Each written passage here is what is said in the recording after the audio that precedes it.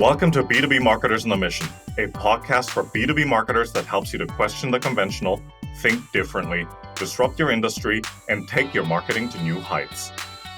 Each week, we talk to B2B marketing experts who share inspirational stories, discuss their thoughts on trending topics, and provide useful marketing tips and recommendations. And now, here's your host and co-founder of Einblick Consulting, Christian Klepp. Okay, welcome everyone to this episode of the B2B Marketers on a Mission podcast, where you get your weekly dose of B2B marketing insights. I'm your host, Christian Klepp, and today I'm joined by someone on a mission to take the customer success practice to the next level. So coming to us from San Jose, California, Mr. Mark Stagi. Welcome to the show, sir. Awesome. Thank you, Christian, for having me on the show. Super happy to be here and looking forward to the conversation. Likewise, Mark. And, I'm really looking forward to this discussion. And before we start, shout out to your buddy and my buddy too, Yag. Thank you so much for the introduction. Yes. No, that's awesome. Cool. So let's kick off this conversation, Mark. And I'd like to go back to a recent conversation that you had with your CEO, Aditya, and it's on the Modern SaaS podcast. So you were talking about what CS teams need to do when a big account churns. Now, when you mention something like that, it kind of sounds like a little bit of a reactive approach, or at least it could be viewed by some as such. So talk to us about why you think proactive engagement is the way to go and why that should be a top priority for CS. Great. Yeah, no, and you're totally right. I mean, when you do have something that happens where a large account already churns, you're really in reactive mode. And that's the mode that you should be in a few percent of your day as a CSM. Really what a CSM should drive towards is how do you act as a strategic advisor to your accounts? How are you putting playbooks together that are going to be proactive in nature? How do you stay ahead of the curve? When I think about it, the goal overall of a CSM really should be, how are you driving value for your accounts? How do you know what value means for them? And then how are you working as a partner with them, week over week, month over month, to continue driving more value over time? And that really comes from a lot of proactive playbooks that you should put in place. And like I said, making sure that you're always ahead of the curve. You know what the customer needs are before they really do, and you're working with them hand in hand to achieve their business goals. That's absolutely right. And I'm just going to play devil's advocate just a little bit, right? Because I totally hear what you're saying, but just break it down for us a little bit, what you mean by adding value, because everybody talks about adding value, and more often than not, a lot of people don't actually define what that means, right? So could you elaborate on that a little bit further? That is a great question, and I think that really is the start of when you're building a CS organization. Say you're at a company that's smaller and you're building out your CS org. One of the first things that I think you always should do is really have a crystal clear definition of what value means in a tangible way for customers. And again, not getting into the clouds of, value means we're going to save you time. Well, every software is trying to save people time. But what does that mean in measurable ways? And then what does that mean for different personas at the company? Because I think, one thing that is just interesting to think about, when you look at your customers, you're going to have a lot of different personas. You'll have end users, you'll have managers using your system, you'll have an executive that's in the system potentially. And depending on their persona, value to them will mean different things. So it is one exercise that I've always went through to say, what does that mean to whom and when, and defining that. So, really getting into the weeds. And then once you've defined that, making sure that, again, it's measurable and you can put that into a playbook. So for example, one company that I was at in the past, we had a tool that gave a pretty measurable ROI to our customers, and especially to a finance team, where we could show them the penny of how much money we had saved them. And that was a key part of our value pillars. Now, there were a few other pillars that we came up with, and this was part of a whole study that we did. We met with a lot of our CFOs. We met with a lot of our finance leaders that were our customers. We dug into, how would they at renewal time really measure what the success is? What ROI are they looking for? And then with that, we created these 3 key pillars that were pretty much consistent across the board with our customer base. And then we rolled that into the sales process. So sales started to speak in those languages of these 3 pillars. We rolled that into the CSM onboarding process. We rolled that into the CSM QBR process. So we were always talking about, here's the value that we know you're looking for. Here are your goals aligned with that value. And then here's how you're tracking towards that. But again, I think it has to be measurable, and it has to be really clear. You can't have these vague statements that, that you're defining value as, or that won't hold any ground. Absolutely. And going back to what you said, it has to be linked to this problem or this challenge that you're helping customers to address versus the company saying, well, we're adding value because of these product features, right? Because you get a bit of that too, right? Oh, yeah. No, it always has to be measurable. And then that should align with the product roadmap that you're building out as well. Like once a new feature is released, to your point, you should know how that will impact the value to your end users, how that's going to manifest more value for the economic buyer of the account. And how are you going to translate that into like real ROI savings for them? Absolutely right. And you brought up something which I thought was a great segue into the next question, which is common mistakes and misconceptions that you've seen when it comes to the topic of proactive engagement. And talk to us about some of those and how they should be addressed. And I'm sure you will have no problem answering that question. No, I think there's a lot of misconception when it comes to how do you be proactive, and where I've seen it start, is in talking to other people in the industry, and also as I've been at a few high growth companies interviewing lots of people in the CS space. I think one real common area that it can start with is this concept of, okay, we need to be proactive, so let's first put in some tools and technology right away. And people will run to, grab a tool and say, what do we need to solve for? Well, we need to make sure customers are logging into our system. We're a SaaS-based system and we're selling by seat. We need to make sure people are logging in. So let's put a bunch of automation in where if people don't log in after 2 days, we're going to send them an email from the CSM and it's going to say, hey, we need to talk. Let's talk about usage and let's make sure that you're on the right path, or we need to check in. And they send these kind of generic too, which is another topic, outreach that, isn't adding any value. It's more of coming from a sense of worry or concern. And I think the problem is you're really looking to solve a very complex problem with technology in a super simple way. And what I think people need to do instead is first start with asking a bunch of questions around the who and the why and the what, because even a simple thing with logging in, again, you would think at the very beginning that, of course, if you don't log in, you're not driving value. But again, I've seen it at many different companies that really is not always the case when you look at it through the lens of the persona. So if you're looking at the lens of, someone who bought the tool, maybe it's a VP of sales, it's a VP of marketing that bought a tool. And, in that case, they're never going to log in and they probably shouldn't log in. So again, I think you need to start with kind of the why, start with what are they trying to accomplish?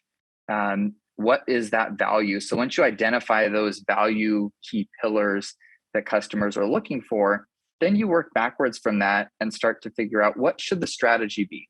And once you have this strategy baked out, then you can look to tools and process and technology to help with that. But I think a lot of times lately it's almost backwards, where people look to the tool and they just say, if I get that, it's going to solve my problem. But it actually hurts a lot more than it really helps, because again, there you're sending out things to people without the right context. You're kind of taking this almost like spray and pray approach to just saturate your user base with communication, but you don't really fully understand what should they be doing when they do log in, and how can you help them to hit their key business goals and objectives. Absolutely. I love how you brought up that issue, and we've all seen it with this constant obsession with let's add as much to the tech stack as we possibly can, and let's just in the absence of an actual strategy or an actual understanding of the user journey and the user experience, let's replace that with technology. Right? Yeah. And I mean, I don't want to like hang anyone out to dry here, but like just try going to a bank, right? Or calling a bank. Oh yeah. And see what terrible. See what kind of sequence they put you through with the automation and the pre-recorded messages and the AI and all of that, right? I'm not saying you shouldn't be using AI. There's a time and place for that for sure.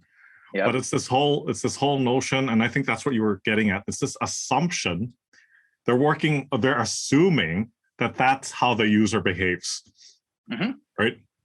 Oh yeah, no, it is. You're right. It's based on a lot of assumptions, and it's based on, kind of taking some ideas in a closed room and saying, oh, I think this would work. And theoretically, hypothetically, it should work. And again, there's nothing wrong with having a hypothesis. I think a lot of what you should do in business is very scientific, and you're running a hypothesis, seeing what works and what doesn't. But what's missing is looking at it through the customer's lens and seeing, again, tying it back to what's the impact to their business goals. What's really going to be the impact to, the ROI that they get from the tool. And once you put it in that perspective, a lot really does change. And you'll realize that, oh, we're having people go through all this automation and all these hoops, but it's not really adding anything to them. They're not more productive with your tool. They're not going to get more value out of the tool at the end of the day. Their ROI isn't stronger because of some of this automation that you're putting in place, and you're not going to help them to get there typically. Yeah, that's absolutely right. Okay. So talk to us about a CS challenge that you and your team have managed to solve in the past 12 months. And just talk about one particular case if you can. Yeah, no, there was one customer that always comes to mind because it really is a very memorable story, which most customers are, where you have someone kind of on that ledge that you need to bring back. But it also, I think, goes to this proactive versus reactive conversation as well. So I remember years ago, we had a customer, and I was at a company, we were going through a lot of growth. They had signed on, they had went through a very simple onboarding. So the onboarding at that point wasn't really fully baked out yet. It wasn't consultative. We didn't have a distilled view into like what value means yet. So the onboarding was pretty point and click, almost like a checklist item of onboarding that we went through. So we did some training. We showed them how to use the application. We got things configured, and we handled the basics, but didn't really get into why did you buy? What are your business goals? And so we started the relationship off on the wrong track in that sense. And from there, though, they had been a customer for a number of months, I believe about 8 months at the point when I really started to get involved. They started to see some small bugs with the system. So, again, they ran into a few things that most companies are going to go through when you're in software. You're going to have bugs. You're never going to have a completely bug-free environment. And these were small. But at the same time, they kept happening continually, and it was a distraction. So even though they were getting some value out of the tool, since we never had these proactive value conversations with them, what they were focused on and what was just right in front of them was a couple of these little bugs. And with that, they started to get this perception of this tool is giving us no value at all.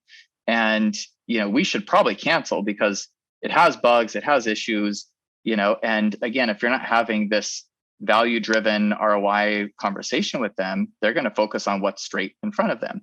So I remember they were at this point, they continued to bring it up. They were getting angry. They started to say, hey, maybe this is not the tool for us. And they had a renewal coming in a few months. So they were, I think, about 4 months away from renewal. So what we did is we said, okay, we need to first flip the conversation completely on its head. We need to go out, meet with the customer face to face, and sit down, acknowledge, yes, there's bugs. Here's what we're doing for that, but turn the conversation right away into, let's bring you back to the point of sale when you purchase this product. Why did you purchase the product? Does that still hold true? Yes. Okay. How are we hitting those key goals and objectives? Well, once we started to unpack that with them, we realized that we were providing a ton of value to them.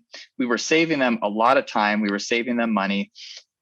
Their team was so efficient, they were able to repurpose some of the people in the team for different projects. And there was all this value that we had provided them. We didn't, as a company, communicate to that to them at all. And again, we really missed the boat with this, because we were in this reactive phase. We were just getting these calls once a week that there was an issue. So once we sat down with them and said, hey, first we take full ownership. There's some issues, there's some pain points that you have. We will resolve those. But let's talk about why you purchased and what that looks like today. And how can we make that even better? So they had these business goals that we pretty much were hitting already, and they just, again, didn't think about them. And if we're not telling them, they're not going to go out of their way to say, oh, how much value are we really getting from this? How much time savings do we have on a per person basis because of the software? They're not going to do that homework. That's your job as a company to show them, here's the value that we provide. So when we flip that on its head, everything changed. And we put together the output of that as we said, okay, we now know where we sit. We're giving you a quantifiable value that hits your goals, but let's exceed that. How do we partner with you even stronger to make this business case even better? What are some other things that we can do for you that you might not know about that will continue to strengthen this business case and this ROI? And with that, we were able to expand the offering. So we went from someone that really was frustrated. And to be honest, more frustrated than any customer I've ever seen. Whereas when I remember myself and the CSM went into their office, the first thing that they said to us before we could sit down, when we went to, hey, great to meet you in person. This is the first time we're meeting. The first thing out of their mouth was, this was the worst decision I've ever purchased in my life, in my career. Oof. And we will definitely cancel. And again, we haven't sat down yet. And I said, oh, okay, sure. Well, yeah. I'm here to make sure that by the end of these next couple hours, this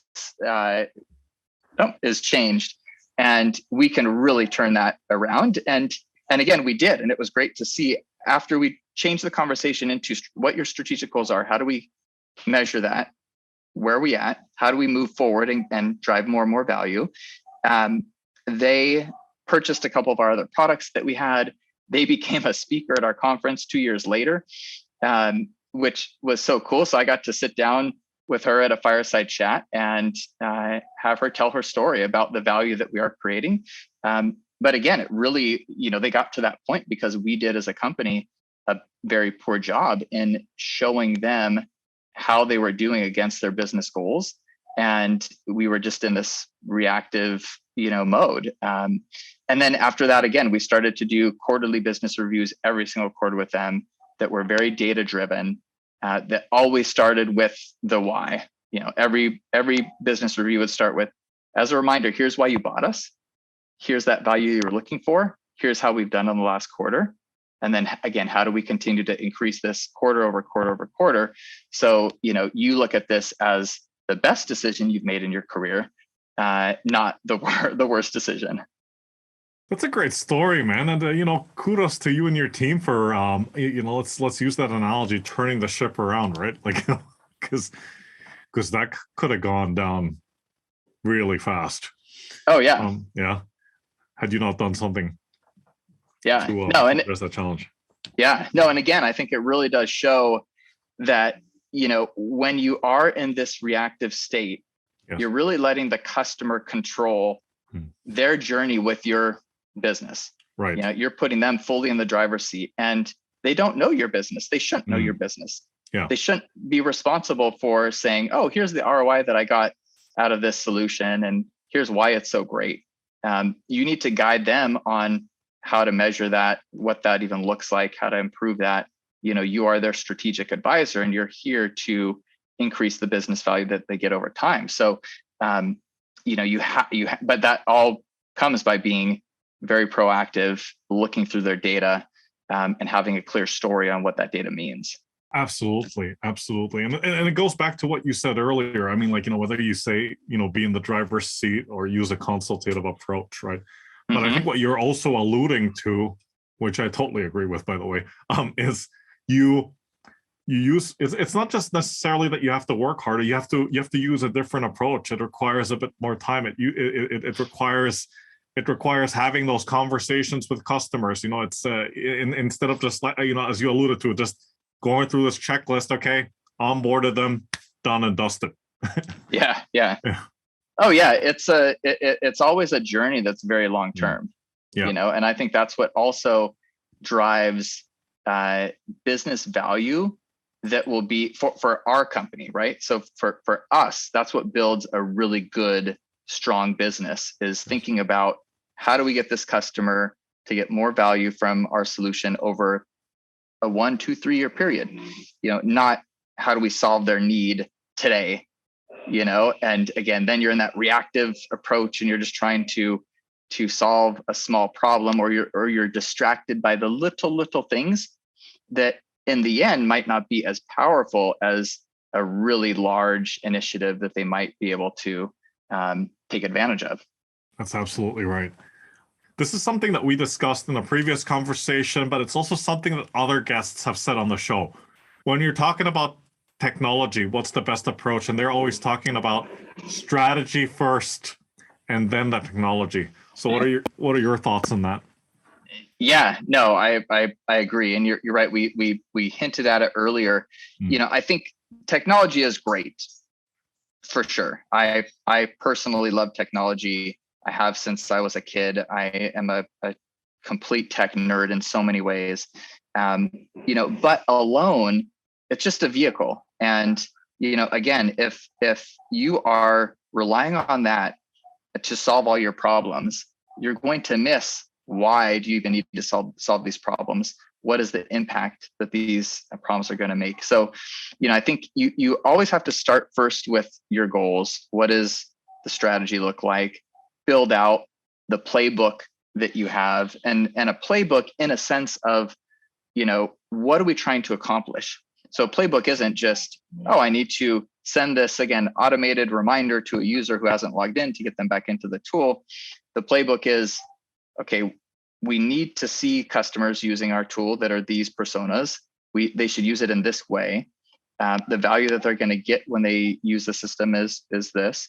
And how can we then devise a flow that's going to speak to them at the right place at the right time?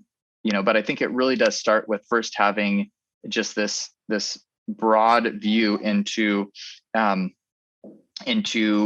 what the journey of the customer is going to be. What are your goals? How do you put together a journey that will help them hit your goals? And then you layer technology on top of it. And, there's lots of cool things you could do with AI for sure. I mean, there's so many tools that we do have, but again, I think it can be a distraction because they're shiny, they're new, they're cool. They can solve a problem, but you got to make sure you know what you're trying to solve for first before you implement them. Yeah, absolutely. You just made me think of another question. So clearly people are obsessed with, okay, let's use the newest tech, right? Or let's use this kind of software because, everybody's using it and it's gotten great reviews. But do you also think that there's probably another layer to that? And what I mean is the layer or people are not just obsessed with technology, but they're obsessed with scaling at all costs. And that's probably where the problem lies as well. Yeah, that's actually an interesting question. I think that's part of it, but I think what also might be happening is people can get this false sense of security and think that by being busy Because the downside of technology too is it takes a lot of work typically to set up. It depends on the tool that you're installing, but many SaaS softwares will take you 2 or 3 months of time to set up. And I think that there can be this trap that people fall into that says, oh, if I'm a new RevOps person, I'm joining a company, well, I need to install these 10 things, and this is going to take me 10 months to build out. And at the end of the day, I'm accomplished. Like I've done a lot because I've put these 10 tools in action. When again, I think that's like the opposite way that you should approach it. You should say, as a RevOps leader, how can I come in and add value to my company quickly?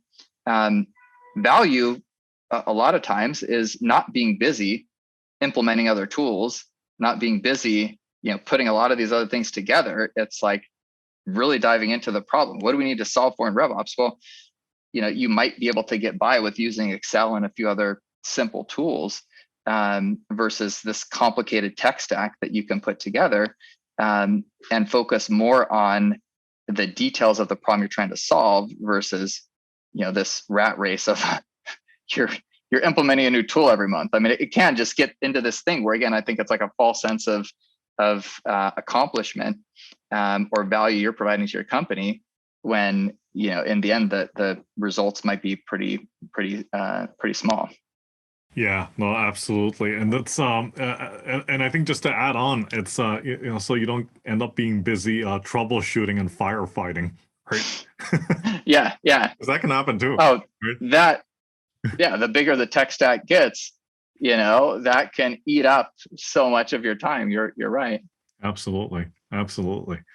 Okay, Mark, we get to the point in the conversation where we talk about actionable tips, right? So now let me just set this up. Let's appreciate that not everything can be done overnight, right? Some of this will take time. Mm-hmm. But what are some immediate steps that you've put into place, and through your experience, what are some steps that CS teams can take right now as part of their proactive engagement with accounts? So quick wins, any low-hanging fruit? Yeah. So I think there's a couple things that a lot of companies, especially if they haven't built out a fully matured CS team. So, this might not apply to people with a CS team of 60 to, in the hundreds. But as you're getting started, I think there's two things that everyone can do. One is just take a lot of time and write out and fully map out what that customer journey is, including things that are outside of your scope. It shouldn't be what you have ownership within CS. It should be everything from how is the SDR team doing outreach? How do inbound leads come in? What type of content marketing is delivering?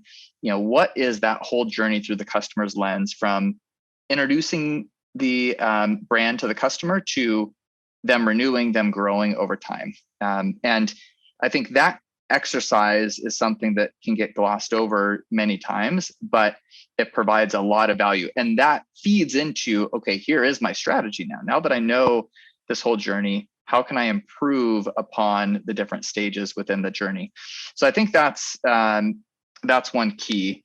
And then I think the other thing, though, we touched on earlier, it is really thinking about talking to customers and understanding what value means. So it goes back to one of your original questions, but I think there's a lot of just a lot of strength that you'll get from taking the time to say and by persona, and depending on your software too, it could also not just be by persona, it might be by segment.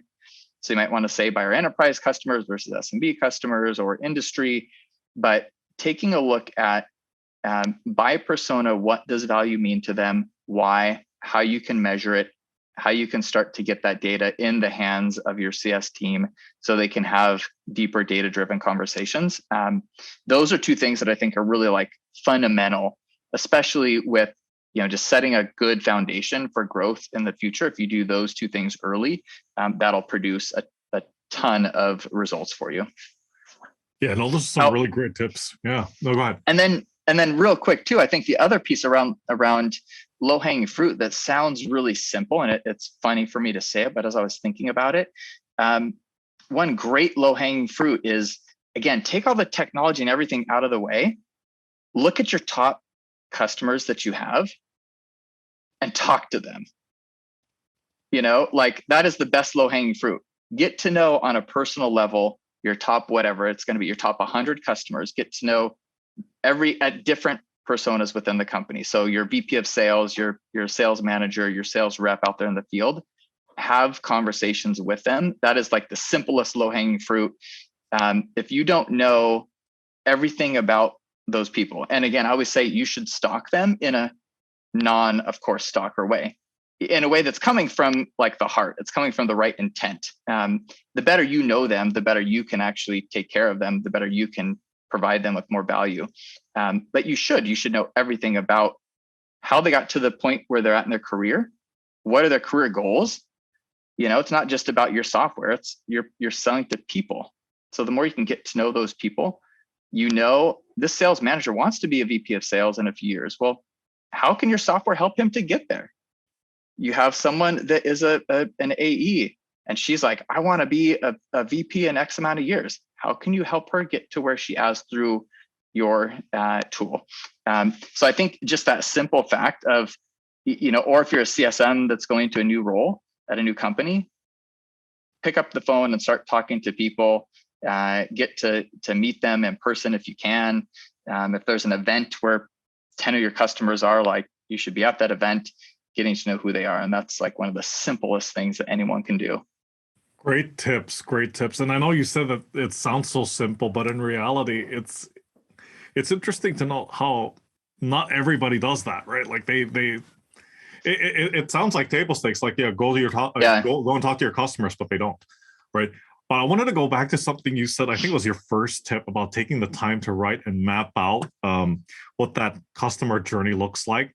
And I'm curious to hear your take on this. Like, do you feel that sometimes where it tends to go wrong when it comes to customer success is because people are so, I guess the operating term is working in silos, so they can't see it like from a holistic point of view and capture the entire, like, the ecosystem in its entirety. Yeah. Oh yeah. No, I think you're spot on there. You really need to look at it through the perspective of, the wider kind of business vantage point, how all these things play together. And, if you're looking at your silo only, like the best example is there's all these handoffs with the customer. You go from the sales process to then implementation. Well, that's a really simple process, and it's only one step away. The more steps you have too, the more removed you are from sales process, the worse things can get. But right there, you should have a seamless, beautiful customer experience, right? You should know if you're on the professional service side, onboarding, whatever it's called at your company, you're getting a new account. Your goal is to take them, to get them to use the solution, to get to know their business goals in the first month, whatever your onboarding goals are. You should know everything about their journey so far. You should know how they spoke with the SDR team. Ideally, you should be able to hear snippets from those conversations and things like that, so you can have a really deep understanding of that voice of customer. But you should for sure know what they've went through, how things are positioned. That will put you in a place where you can have the right impact in your conversations. And you're not, and again, it gives you the ability to have a great customer experience because you're not repeating yourself. You're not asking a bunch of irrelevant questions. You come in, and from the customer's point of view, it looks like a life cycle that's all streamlined together. It's all one company, one voice. It's not these fragmented, like, okay, now you get moved over to professional services. Now you get moved over to CSM. Now you get moved over to support. And every way along the line, the customer is like jolted, and they're going, oh, I got to repeat myself. This is terrible. Oh, we've never experienced that before, Mark. Come on. Yeah. It's a hard problem to solve. Yeah. Too. I mean, that's why not every company has this amazing end-to-end experience. Mm-hmm. It's not easy. It needs to iterate over time. There's there's a lot to that. It takes a lot of work. It takes a lot of strategic thinking, which goes back to, the whole topic today. You really need to take time to look at the whole picture and, devise a seamless journey. And, I think sometimes with the day-to-day hustle that people have, that just gets put on the back burner and it never gets done. Yeah, no, absolutely. Absolutely. On the topic of things that can be measurable, right? Like metrics, but let's focus on, when it comes to proactive engagement with accounts, what metrics would you recommend that CS teams pay attention to? Yeah. So this is always tricky, because I really do believe that it depends so much on your company and your goals. What I would say though is one thing that I've done that's worked well in the past is, first start with having a good understanding of all of the different events that are happening within a customer. From how much time they're spending on certain features to what features that they are spending time with. So I think, unfortunately, there's no like silver bullet of look at this. Like some people say, oh yeah, NPS, look at NPS. Well, again, lots of reasons why I think that's the wrong approach. I love NPS for a little bit of a pulse, but depending on who you're giving the NPS feedback to and a couple other things, that's still not going to drive the right proactive measures for you. So I think you need to start with looking at, on a persona, what are they actually doing, and based on that, come up with some hypothesis on how you think certain things are going to be more impactful than others. And then though, it really goes into having a very scientific, mathematical approach to doing some regression analysis and seeing, based on that, what really is driving the right behaviors. And it even goes to like a growth mentality that a lot of growth teams do. One thing that I remember years ago, I was at a company that was a CRM, and we went through a process where we identified for the key end user what were all of the actions or events that they would do within the app. And it took us time. Again, this took us months. But the output of that was super interesting because we were able to see that it wasn't just people that were logging in for 5 hours a day that was important. It actually was one simple thing. If they would go in and connect their email to our system, which then automatically would ingest email and put AI and all these things on top of that. But if they would do that, and if they would do that within the first, say, 6 hours of having the account set up. So it was very, very fine-tuned. That drove hundreds of % of increase in growth in these accounts and much, much less churn. So you kind of have to get to that level though, where you take a look at everything that they're doing, you do some regression analysis to say, okay, what does this one event mean? If people are doing this, do they grow as a company or do they churn as a company or contract as a company? And that, I think, will get you to some metrics that are going to be really, really important and that will drive a ton of change at your company. But you kind of have to go through that exercise. Again, I think you could point to usage, NPS, other stuff. It's just going to get you chasing your tail. And it's not going to make the impact that you want. You got to kind of do this regression analysis to know what truly is important. Yeah, no, absolutely. Absolutely. All right. A status quo, and we're specifically talking about CS here, that you passionately disagree with. Yeah. And why? Yeah. It's funny. I was having a conversation with someone the other day with a sales leader, and we got on this topic that is a kind of common topic sometimes with sales and CS, which is who owns the customer. And I have a very, very opinionated point of view on this topic. But first, I would say the even the words that you use are so important. And I think when you present that question, okay, who owns a customer? Is it sales? Is it CS? Is it marketing? Is it whoever? The word owns is the worst word to use anyways, because no one really owns the customer. You're partnering with the customer. If you really would think about, that term, you could say the entire company, though, is vested in the success of the customer, is I think a better way to put it, that everyone plays a part in the success of a customer and the success of our company. But then when you break it down further, again, I think it's not really a question around ownership. It's a question around who is the driver, because you do need a driver. You can't have multiple people that are trying to drive a car. You're going to crash. If I'm on the steering wheel and my wife next to me is handling the gas and the brake, that's probably going to be a recipe for an accident to happen in a car. So you need a driver, but even there, I think sometimes people will think about that question in too simplistic of a term, and they'll say, "Oh, well, yeah, okay, you need a driver, so then sales will kind of drive it. They'll be the quarterback of the account." And again, I think you need to really look at what are you trying to accomplish, and where within it goes back to the journey. Where within the journey is the customer?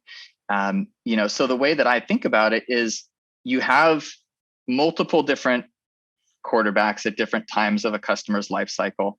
You also have times where you're playing offense or defense as well. And that's a whole different thing. And if you use football as the analogy, yes, there's a quarterback. That quarterback's only on offense. Well, there's a whole position of defense, and it's the same at a company. When you're engaging with an account, you might be on the offense in some ways. And at a certain point in the journey, it might make sense for the CS person to be that quarterback. But then at other times, it makes sense for other people to play a supporting role, or if you're on defense, for other people to lead that defensive initiative. And I think you just have to look at it through the lens of, here's the journey. What makes the most sense to drive the right strategic value to this customer at this point in the journey? And then you figure out who are the drivers or who are the quarterbacks, or whatever term you want to use. But I think there's so much of a negative kind of consequence that can come with a really simplistic thinking around, oh yeah, I own it and it's my responsibility and nobody else does. It really, it can also just create a super bad culture. There's a lot of other things that I think are negative about that. But at the end, the customer is the one that's not getting the right value, or they're at a disservice because you're trying to control something that you shouldn't at the wrong time, if that makes sense. That absolutely makes sense, and I think it reminds me of this whole saying, right? It's not black and white. It's more like shades of gray, right? Like, it's not such a straightforward answer. Oh yeah, yep, totally. Yeah, totally. Fantastic, Mark. Thank you so much for coming on the show. This is such a great conversation. Quick intro to yourself and how folks out there can get in touch with you. Awesome. Well, thanks again for having me. This was a great conversation. So I can be found in any place on the web. Right now I'm the VP of Customer Success over here at Avoma.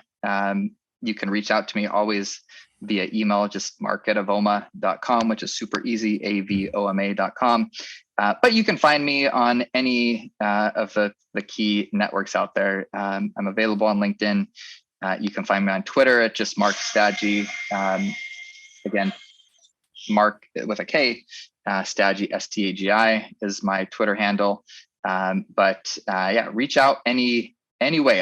I'm one of the very few Mark Stagis out there, which is the good thing. My name is unique. It might be hard to pronounce sometimes for most people, including myself. But if you Google me, there's not many other people out there. So easy to find me, and always happy to engage with any people out there in the community. Fantastic. Once again, thanks so much for your time.